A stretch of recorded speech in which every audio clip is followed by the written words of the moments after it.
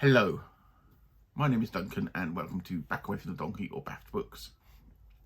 Any panting you will hear will obviously be Michael the Labrador, and you may hear Gizmo, the Yorkshire Terrier, in the background. And I did a video yesterday and it maybe inspired me to do this one because this wasn't the original video I was going to do. I've tried to make this video about 3 or 4 times so far and I keep stumbling over my words and not knowing what I'm doing, so I've got my notes in front of me which I will be referring to, so please excuse me if I do. So, in yesterday's video, I was on about this wonderful cover by Bruce Pennington of Dune. It's really, really famous cover and all the way around. Oh, it's gorgeous, but it's very specific to Dune. And it wasn't, best 70s, 80s, unusual for artwork to appear on different covers. But as this is so specific to Dune, it's just a bit weird. If you look at the main character on there, that is what is known as a Fremen in the book, if you don't know the book. And they're described as having blue on blue eyes, which you see he has. And so that is why it's so specific to Dune. So for that, as I showed it in my video yesterday, it also appeared on Philip K. Dick's The Three Stigmata of Palmer Eldritch.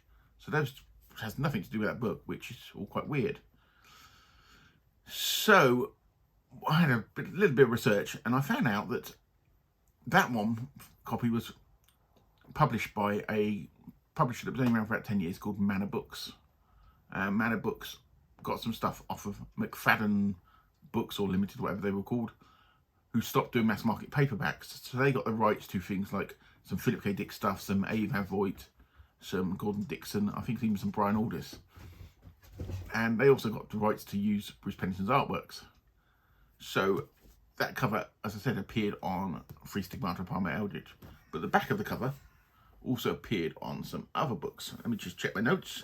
And the other books included Alpha 2 by Thomas Hubscham, can't pronounce his name very well, who was an author. Apparently he only did about 2 books, both of them sort of space opera-ish, nothing particularly special, and he went off and did lots of thrillers and things.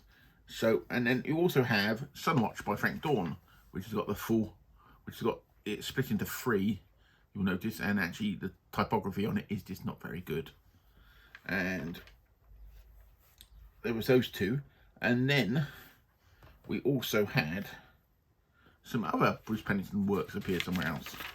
If you look at this beautiful original New English Library, we've got of A. Van Voigt's Children of Tomorrow. So if you look at that, that is gorgeous, isn't it? It then appeared on Gordon Dixon's The Outpost. Or The Outpost. But what did they do to the images? They printed it. It is really, really horrible.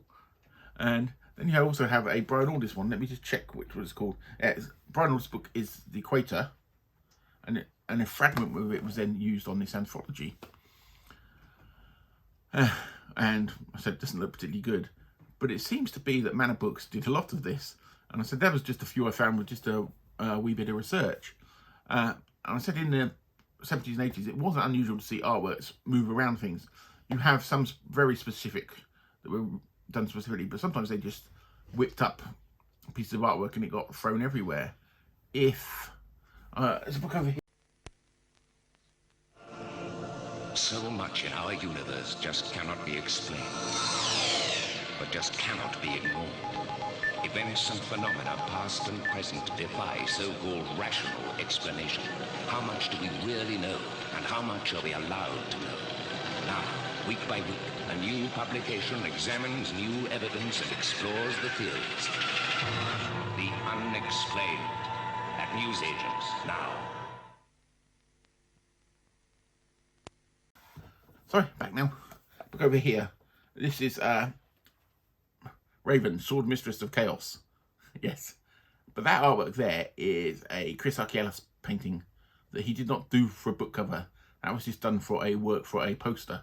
And they've just plopped that on there. And I have seen that, it's called The Mercenary. I've seen it in various places. And magazine covers, book covers and what have you.